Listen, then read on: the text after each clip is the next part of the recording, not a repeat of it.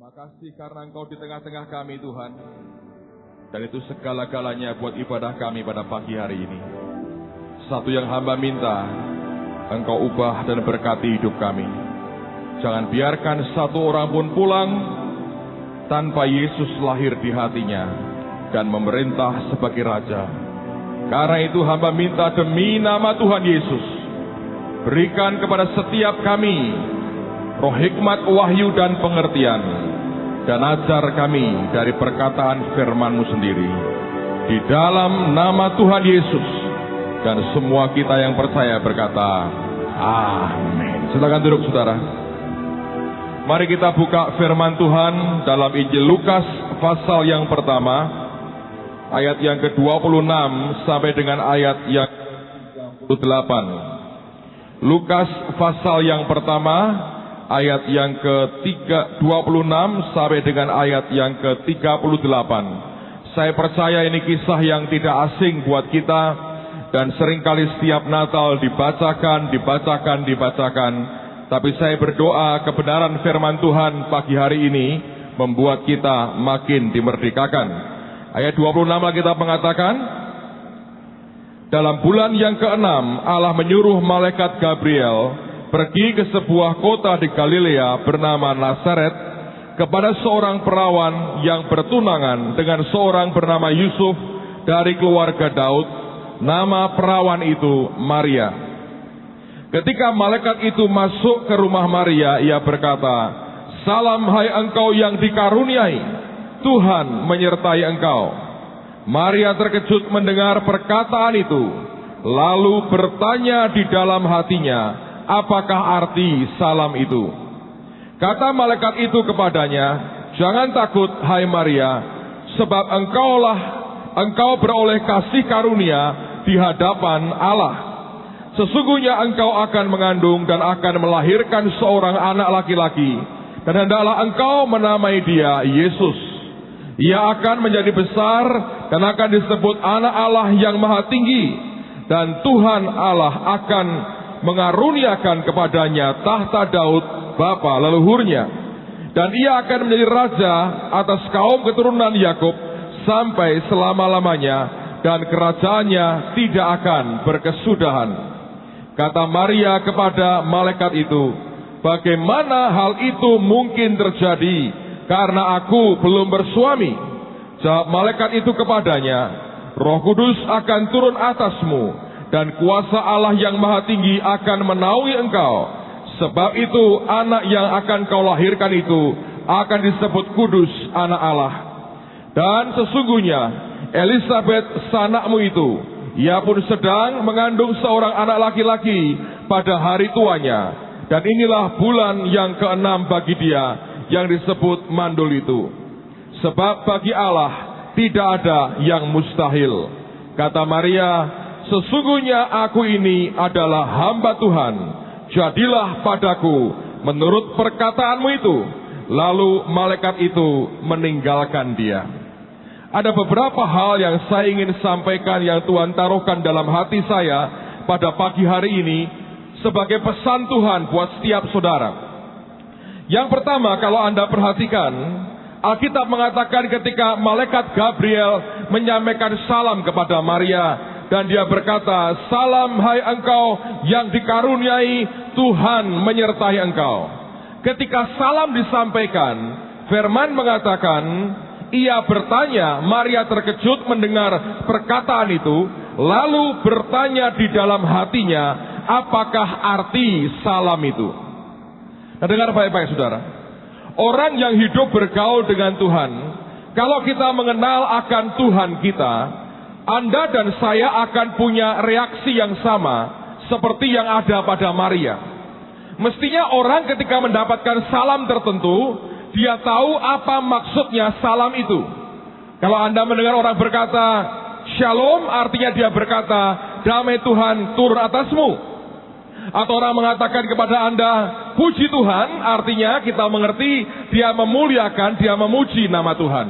Atau Anda mendengar orang berkata Tuhan memberkati, artinya mereka mau mengatakan bahwa Tuhan itu memberkati kita. Semua salam yang diucapkan itu sebetulnya secara hurufiahnya kita mengerti akan maknanya. Tapi Maria ini punya sikap yang oleh orang dunia dikatakan aneh. Malaikat yang berdiri di hadapan Tuhan, yang namanya Gabriel, menyampaikan salam yang tidak ada buruknya. Tapi Alkitab mengatakan, dia bertanya dalam hatinya, apa maksud dari salam itu? Mengapa demikian? Sebab orang yang kenal dengan Tuhannya, dia mengerti bahwa bahasa Tuhan seringkali berbeda dengan bahasa manusia. Dan bukankah Yesus juga mengatakan, mengapa engkau tidak mengerti bahasaku? Oleh karena bahasa Tuhan beda dengan bahasa manusia. Hanya orang yang mau bergaul dengan dia, hanya orang yang mau dekat dengan dia, dia akan mengerti perbedaan bahasa Tuhan dengan bahasa kita. Nah, saya nggak berkata soal bahasa dunia yang berbeda-beda atau bicara soal bahasa roh, tapi setiap perkataan Tuhan seringkali mempunyai pengertian yang berbeda dengan pengertian manusia kita. Satu hari kita tahu, satu kali Pak Yusak Cipto cerita begini. Dia ketemu dengan Tuhan, dia bergaul dengan Tuhan, dan satu hari Tuhan berkata begini, Yusak, aku akan tinggikan engkau. Ketika dia mendengar itu, hatinya senang. Karena bagi kita, kata ditinggikan artinya dipromosi Tuhan, dinaikkan Tuhan, diangkat derajatnya, dipermuliakan. Dia senang sekali. Dan dia berkata, sampai 3 kali Tuhan berkata, aku akan tinggikan engkau. Hatinya meluap dengan sukacita, dia berkata, luar biasa Tuhan, terima kasih, aku mau terima peninggian dari Tuhan. Peninggian dari manusia, kita mengerti artinya promosi yang Tuhan, yang diberikan manusia buat kita. Tapi hari itu, Tuhan sendiri yang berkata, aku akan tinggikan dia. Satu hari ketika dia baca Alkitab, dia baru kaget karena ternyata maknanya berbeda dengan yang dia pikirkan. Memang ujungnya bisa sama, tapi maknanya berbeda. Dia baca, Yesus berkata, anak manusia akan ditinggikan. Artinya apa? Dibunuh di atas kayu salib. Anda tahu bedanya? Manusia berkata, peninggian artinya dipromosi, diangkat derajatnya. Alkitab mengatakan, kalau kamu ditinggikan, artinya dagingmu disalibkan. Memang pada ujungnya, setiap orang yang mengalami kematian daging akan nikmati promosi dan berkat Tuhan. Tapi seringkali bahasa Tuhan berbeda dengan bahasa kita. Apa yang Tuhan katakan seringkali tidak sama dengan yang manusia pikirkan. Oleh karena itu saya mau katakan demi nama Tuhan Yesus, biar Natal tahun ini, segera kita akan akhiri tahun ini, mari satukan bahasa kita dengan Tuhan. Mari samakan cara pandang kita dengan cara pandang Tuhan. Mari kita mengenali bahasanya. Mari kita mengenali akan karakternya. Mari kita mengenali akan wataknya. Mari kita mengenali akan sifatnya. Mari kenali akan kasihnya. Supaya kita tidak salah paham dengan Tuhan. Bahasa Tuhan berkata bahasa kasih. Itu berbeda dengan bahasa yang biasa kita katakan. Bahasa Tuhan seringkali mewujudkan kasih dengan pedang.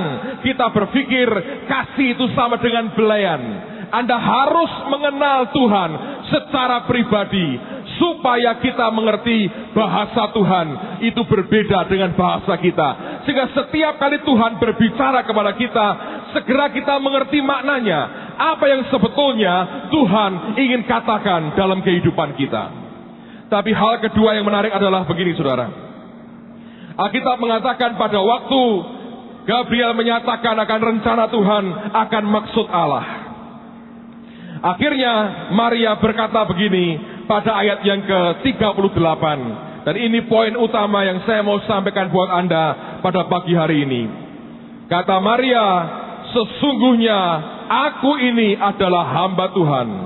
Jadilah padaku menurut perkataanmu itu.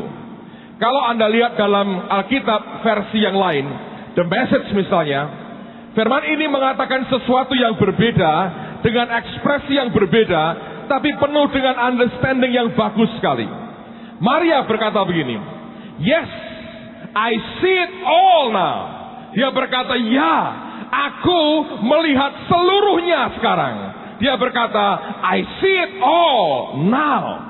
Dia berkata, sekarang ini aku sudah melihat semuanya. Dan dia berkata, yes, I see it all now.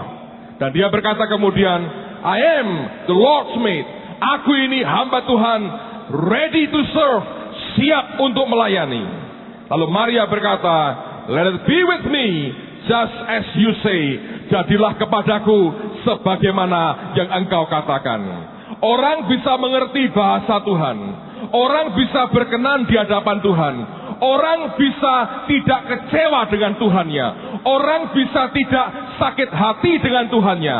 Ketika kita tiba pada poin seperti Maria berkata, yes, I see it all now. Ya, aku telah melihat seluruhnya sekarang.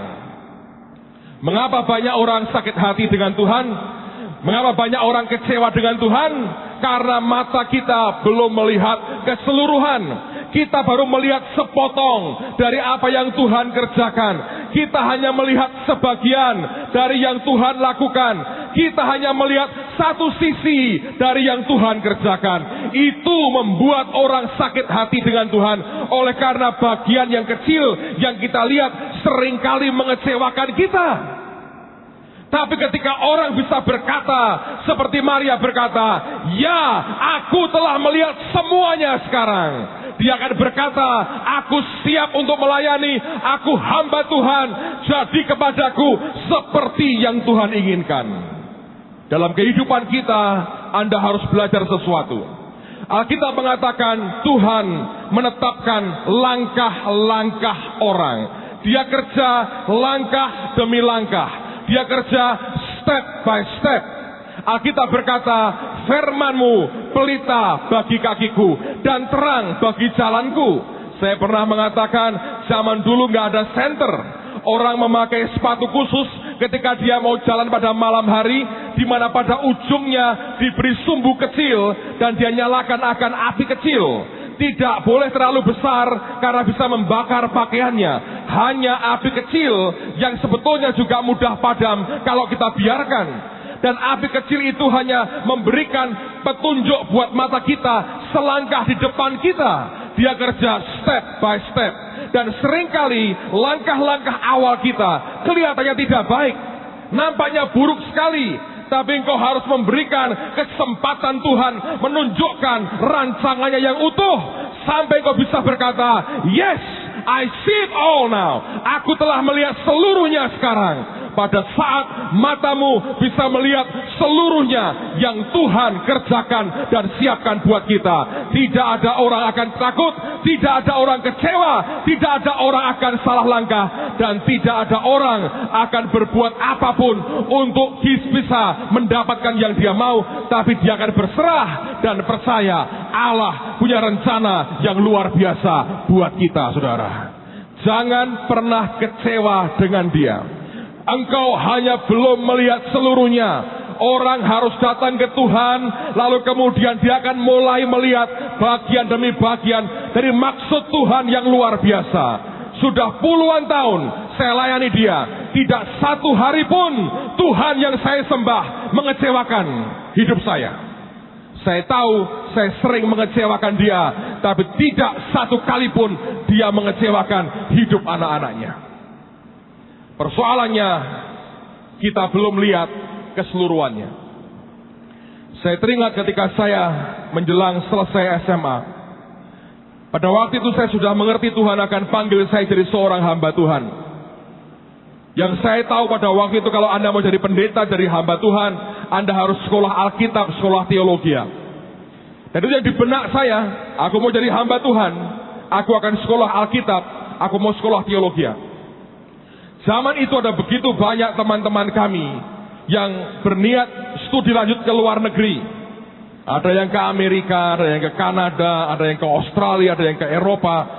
Rasanya saya mengerti bahwa sebentar lagi kami akan berpisah dengan begitu banyak teman. Mereka mau keluar, mereka mau punya pendidikan lebih baik lagi, dan mereka terima semua itu dengan baik. Lalu kemudian satu hari saya bertemu dengan seorang hamba Tuhan dari Australia. Dan ketika berbicara, dia mengatakan begini, aku bisa bantu kamu sekolah di kotaku, Dia berasal dari kota Perth dan dia berkata, ada Bible College yang bagus di sana, namanya Perth Bible College. Aku kenal dengan para pengurusnya, aku bisa mintakan beasiswa bagi kamu. Aku bisa berikan kamu part-time job, pekerjaan separuh waktu. Dengan begitu kamu akan punya uang untuk kamu bisa pakai untuk jajan, untuk kebutuhan pribadimu. Sekolahmu gratis, aku beri kamu kerjaan, kamu akan terima uang salary tiap bulan, dan kamu hanya cukup 3 tahun, kamu pulang sarjana teologi, kamu bisa menjadi pendeta, melayani Tuhan. Bayangkan kalau Anda seorang pemuda yang secara manusia tidak mungkin Anda punya biaya ke luar negeri untuk sekolah, dan tiba-tiba di depan mata saudara terbuka peluang seperti itu. Saya berkata dalam hati, pasti ini berkat Tuhan, pasti ini maunya Tuhan, pasti ini kehendak Tuhan yang sempurna. Saya mengucap syukur, saya berkata, Tuhan, Engkau Allah yang luar biasa, Engkau memberikan aku kesempatan begitu luar biasa. Sampai suatu hari, kurang 1 minggu di mana pendeta ini akan datang ke Semarang, lalu akan membantu menguruskan saya visa ke Australia. Saya belum pernah ke luar negeri pada waktu itu. Lalu kemudian saya berdoa di Taman Getsemani. Saya masuk di gua, saya jarang masuk gua. Tapi kali itu saya masuk gua, bukan karena si buta dari gua hantu, tapi lagi desperate karena butuh pernyataan Tuhan. Saya masuk gua, saya berdoa, Tuhan, apa yang Engkau mau? Aku minta Engkau berkati aku akan ke Australia, aku mau sekolah Alkitab, aku mau memenuhi panggilan Tuhan jadi hamba-Mu, aku ingin menyukakan hati-Mu Tuhan, berkati aku, semuanya biar lancar. Saya berdoa untuk itu sebetulnya. Ketika saya berdoa, saya mendengar Tuhan berbicara kepada saya. Jelas di hati dia bicara dan perkataannya mengecewakan hati saya. Pada waktu itu daging saya kecewa secara manusia. Tapi ternyata bukan maksudnya mengecewakan kita. Tuhan tetap Allah yang luar biasa. Anda tahu yang dia katakan? Dia berkata dengan suara yang lembut, tapi tegas dan tidak bisa ditawar. Dia berkata, jangan tinggalkan kota ini. Saya berkata, saya bantah karena itu perkataan membuat saya shock. Hati saya, mental saya, pikiran saya berkata, aku siap studi ke Australia. Keren saudara waktu itu. Sekarang pun oke juga lah kalau Anda berbuat yang sama. Nah saya berkata, saya mau itu Tuhan. Aku mau ke Australia, aku mau melayani Engkau. Dan Tuhan berkata lagi, jangankan ke Australia, aku bisa bawa kamu ke seluruh dunia kalau kamu taat kepadaku. Dan dia berkata, jangan tinggalkan kota ini. Lemes saudara. Apa yang saya cintai dari kota ini? Nasi ayam saya suka, soto saya demen, banjirnya saya nggak suka.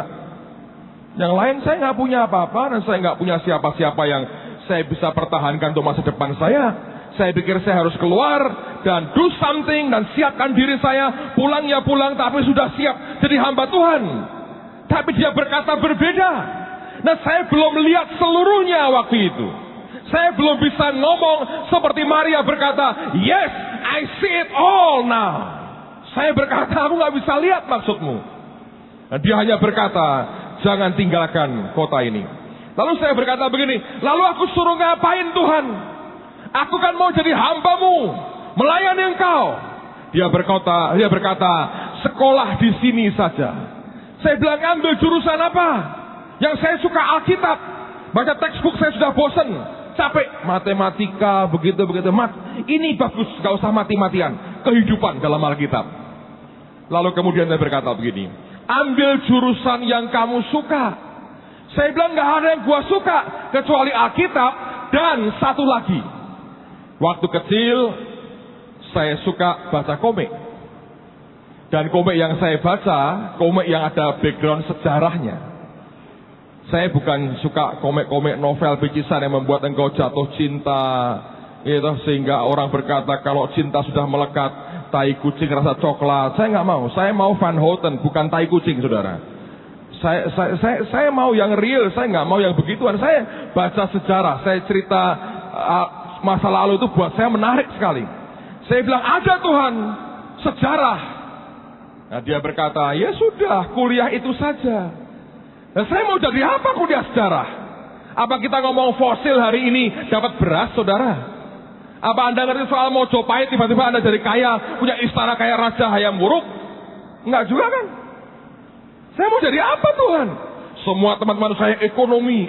Makanya banyak yang bangkrut ekonomi karena terlalu banyak ekonomi yang kurang mampu sebetulnya memikirkan ekonomi. Ekonomi, hukum, karena suka menghakimi, hukum. Saya sejarah. Tapi kalau Anda punya suami yang lulusan sejarah, istrimu makin tua makin dicintai karena sejarawan suka yang tua-tua, saudara. So, istri saya paling bahagia, dia tenang aja. Saya lihat orang muda, saya berkata, terlalu muda untuk diteliti. Kalau lihat orang tua, dan saya lihat istri saya makin tua, I think saya makin cinta dia. Lalu kemudian saya bilang, ya sudahlah, saya pulang ke rumah, itu hari terakhir undip pendaftaran. Seperti orang gila, saya lari ke undip, saya ambil formnya, saya isi, mau bagian apa? Sejarah. Diketawain orang. Ini anaknya Mojopahit katanya begitu. Apa boleh buat? Tapi saya happy memang. Saya berkata apa hubungannya? Memang gak ada hubungannya, saudara. Hampir semua yang saya pelajari 4 tahun, saudara, hampir praktis gak ada artinya sama sekali buat yang saya gunakan hari ini. Gak ada tuh. Gak ada. Tapi Tuhan hanya mau ketaatan sebetulnya. Waktu saya berkata ya dengan apa yang Tuhan katakan, saya belajar, saya kuliah sejarah 2 tahun pertama sampai akhir sebetulnya. Tuhan memberkati, saya nyaris jarang belajar lah. Karena saya suka didongengin dosen-dosen saya. Dia cerita, saya dengerin, asik ya dongengnya. Karena saya suka baca komik. Saya anggap itu komik, saudara. Menarik buat saya waktu itu. Sekarang lupa semua. Dan 2 tahun pertama saya didatangi dosen-dosen saya. Dia berkata, Dik, kami baru rapat ini. Kami butuh dosen tambahan. Dan Anda cuma calon tunggal yang bisa dikirim ke negeri Belanda, ambil master di sana. Tolong sedia ya, kami akan biayai. Begitu selesai dari dosen pegawai negeri. Luar biasa. Dulu karena bahasa Belanda saya selalu dapat A, saudara. Sekarang lupa juga. Cuma ingat eten and slapen, saudara. Makan dan tidur saya ingat. Yang lain saya tidak ingat lagi. Dan saya berkata kepada mereka, maaf Pak, saya sudah komitmen dengan Tuhan.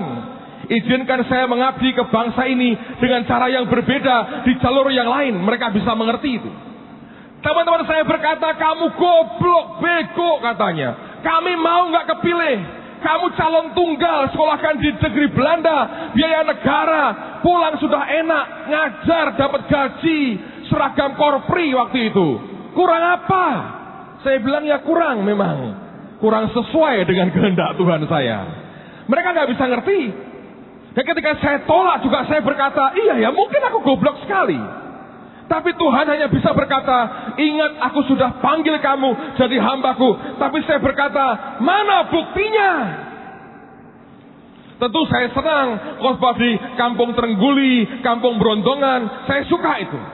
Tapi saya berkata, it's not enough Tuhan. Masa begini? Saya akan bisa lebih baik sebetulnya. Tapi dia hanya terus berkata, jangan tinggalkan kota ini, jangan tinggalkan kota ini.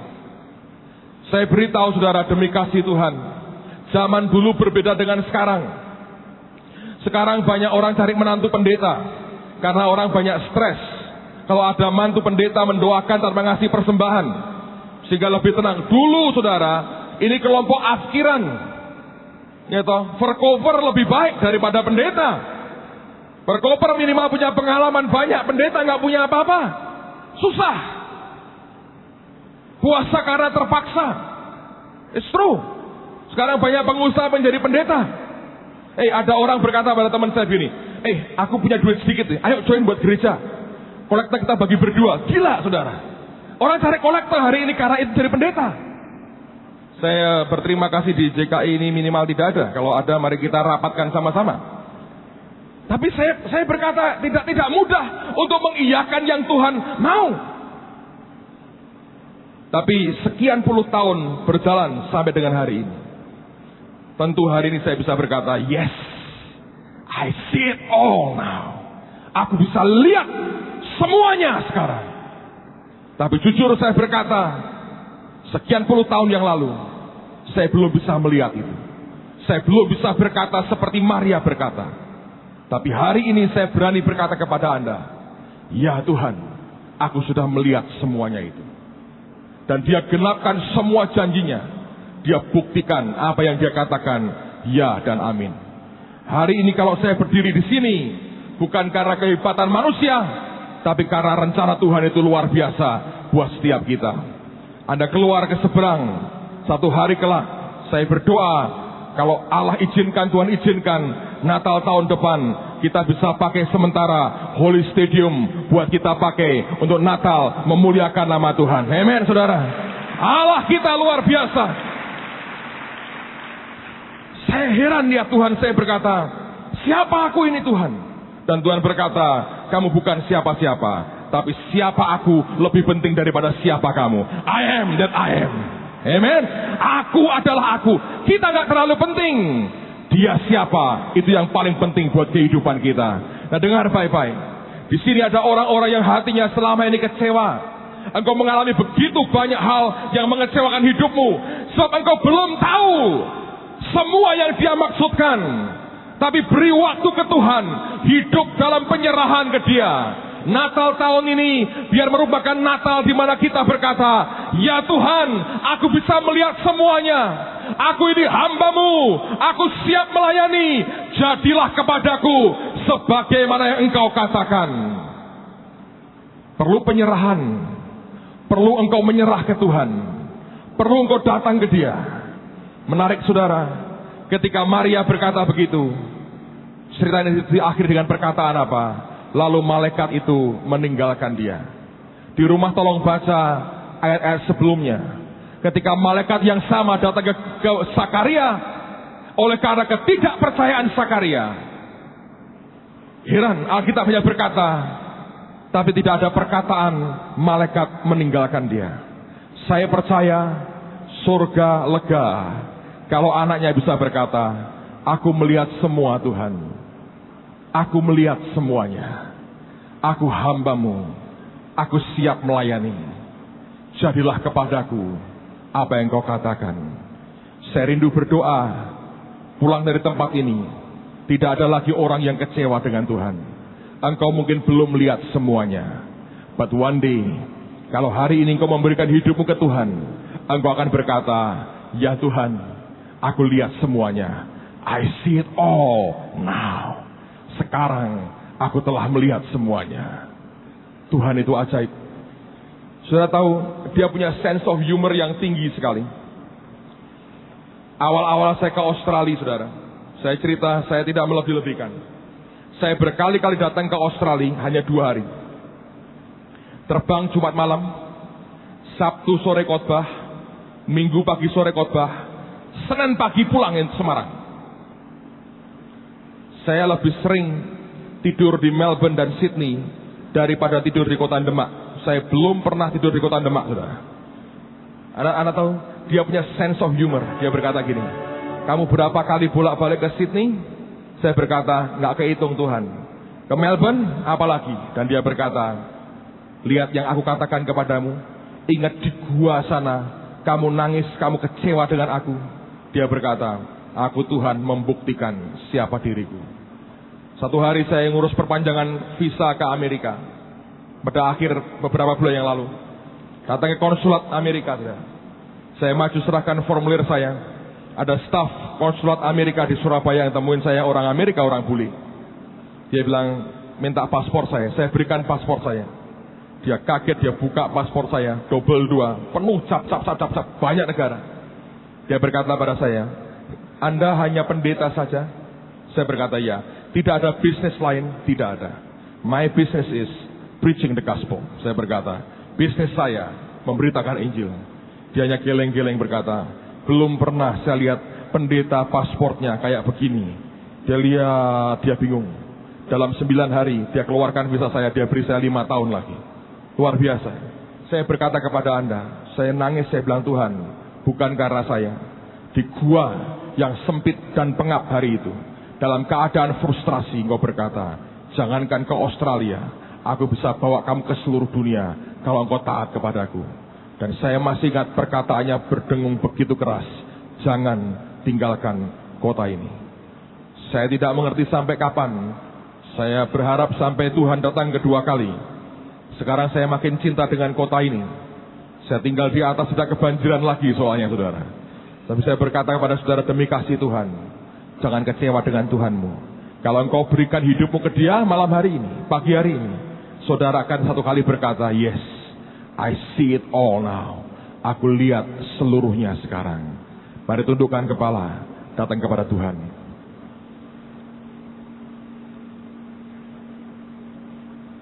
Pakai beberapa saat ini tidak ada orang bergerak, semua datang ke Tuhan. Arahkan hatimu kepada Yesus yang baik. Saya beri waktu Anda beberapa detik, Anda datang ke Tuhan. Ada orang-orang yang kecewa hidupnya. Engkau belum tahu akan maksud Tuhan dalam hidupmu. Katakan, Tuhan, aku rindu kenal Engkau lebih lagi.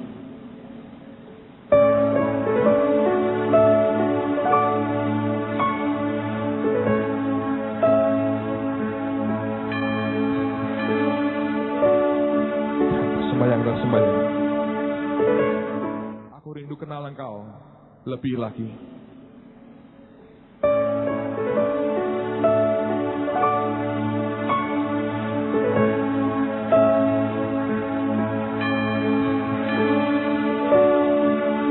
Sembahyang dan sembahyang.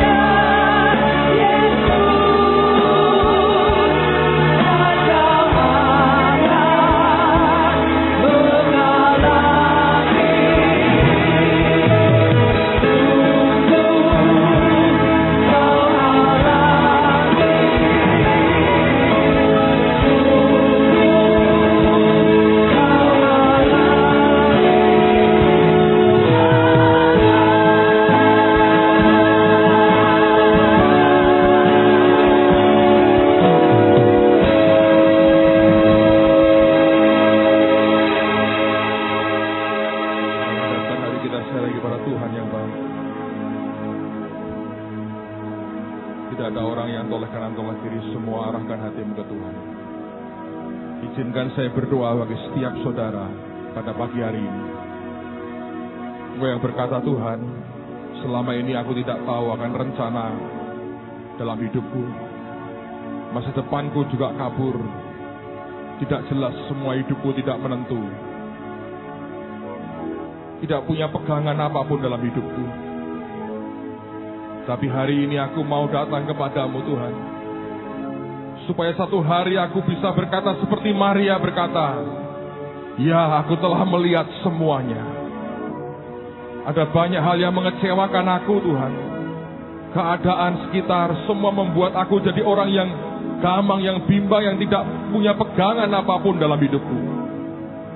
Dari pagi ini, Natal pagi ini, aku mau berikan hidupku kepadamu. Anda selama ini yang sudah lama tinggalkan Tuhan, Anda murtad, Anda jauh dari Tuhan. Engkau yang bahkan belum dibaptis, belum pernah terima Tuhan dalam hidupmu, engkau juga perlu berikan hidupmu kepada Tuhan Yesus. Kalau Anda merasa Anda orangnya di tempat masing-masing, silahkan angkat tanganmu, saya doakan saudara. Tinggi-tinggi saudara, tinggi-tinggi. Terima kasih.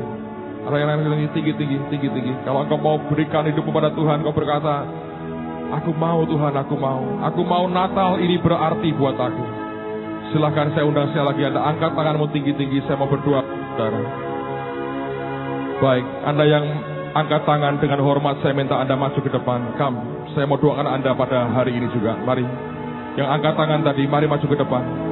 Ada yang belum dibaptis, belum terima Tuhan dalam hidupmu selama ini. Engkau yang hidupmu masih kacau, engkau sadar, engkau perlu Tuhan. Mari di depan saudara. Yang pria sebelah kiri saya, yang perempuan sebelah kanan saya. Saya beri waktu yang lain terus berdoa. Saya tahu ada banyak tangan diangkat hari ini. Engkau perlu datang berikan hidup kepada Tuhan Yesus. Jangan ada orang yang ragu-ragu, yang ada yang bawa temanmu yang belum terima Tuhan, yang kau tahu perlu untuk diselamatkan. Katakan, ayo maju ke depan, ayo maju ke depan. Ajak, dampingi mereka, Jangan biarkan Natal ini berlalu tanpa arti dalam hidup saudara. Saya akan minta choir kita naikkan akan lagu ini lagi. Saya tunggu Anda maju ke depan, yang lain sembahyang. Kalau ada dorongan di rohku dari Roh Kudus, ada seperti ditarik-tarik maju ke depan. Kalau Anda tidak ngerti apa yang terjadi, ditarik ke depan. Saya berkata itu karena Roh Tuhan mengundang saudara. Come. Ini waktu yang luar biasa. Come. Saya masih tunggu. Come.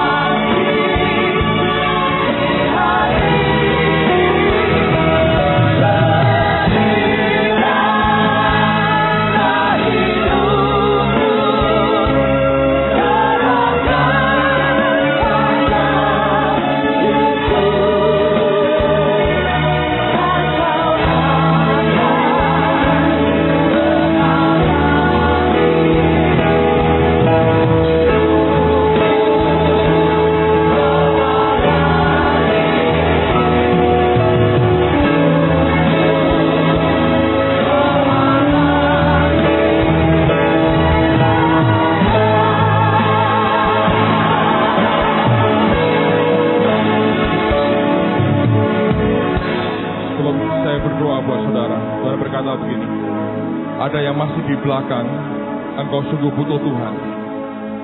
Tuhan lihat tadi waktu engkau mau berangkat kemari, ada keributan dalam keluargamu. Itu membuat engkau begitu frustrasi sekali. Dan Tuhan berkata, Anda perlu memberikan hidupmu ke Tuhan. Engkau perlu kekuatan dari Dia. Anda perlu kekuatan dari Tuhan. Ada keluarga yang sedang dirundung berbagai masalah. Engkau bahkan pernah baru aja berkata begini, kenapa ya masalah bertubi-tubi terus datang? Maju ke depan, saudara. Anda perlu Yesus. Ada yang duduk di situ yang masih berkata begini, aku coba ke gereja lah.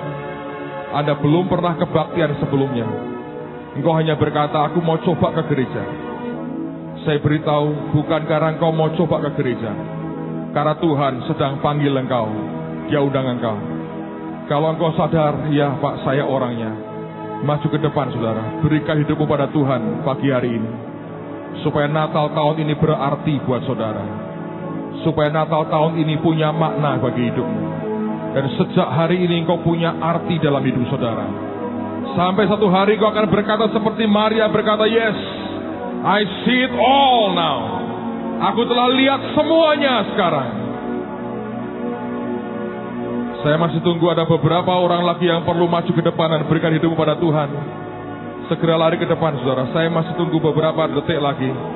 Karena saya percaya Tuhan berikan waktu bagi Anda untuk mengambil keputusan yang penting dalam hidupmu. Ini mungkin keputusan yang paling penting yang kau pernah ambil dalam hidupmu. Berikan hidup kepada Yesus. Berikan hidupmu kepada Yesus. Anda yang bawa temanmu yang belum kenal Tuhan, engkau tawari mereka, dampingi, ayo maju ke depan. Aku dampingi engkau. Puji Tuhan. Saya tahu masih ada beberapa lagi pria terutama di sebelah kiri saya. Anda perlu merespon panggilan Tuhan. Come, maju ke depan. Berikan hidupmu kepada Yesus. Engkau belum dibaptis, engkau sudah murtad lama, engkau mundur dari Tuhan. Tidak ada cinta kepada Tuhan Yesus lagi. Ini waktunya engkau dibaharui.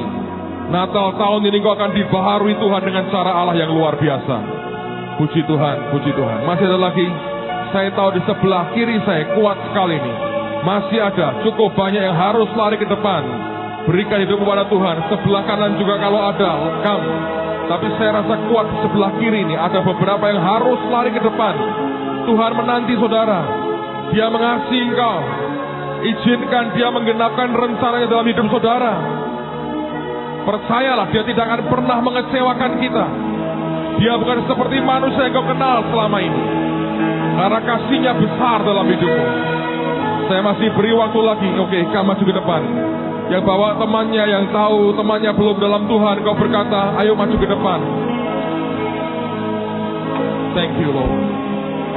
Baik, yang di depan tirukan saya berdoa.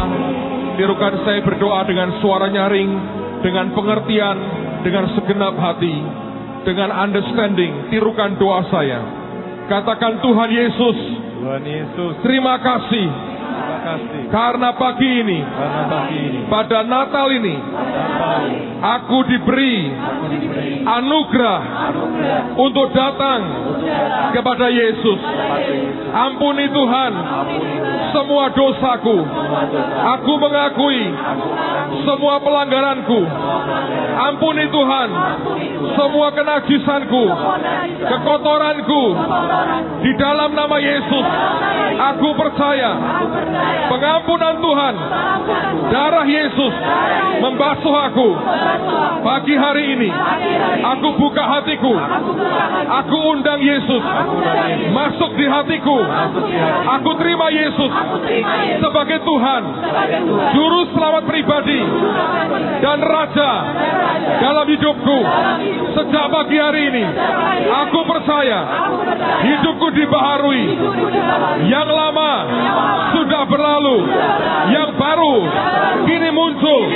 Karena Tuhan memberikan hati yang baru, hidup yang baru di dalam Yesus. Terima kasih Tuhan, karena aku percaya sejak pagi hari ini hidupku dipulihkan. Masa depanku dijamin oleh Tuhan sendiri. Terima Terima kasih karena namaku tertulis dalam kitab kehidupan yang di surga, di dalam nama Tuhan Yesus. Ambil waktu sembahyang, kaunselor doakan mereka dulu. Syatakan yang lain, angkat tangan, doakan mereka. Kalau masih ada yang mau didoakan,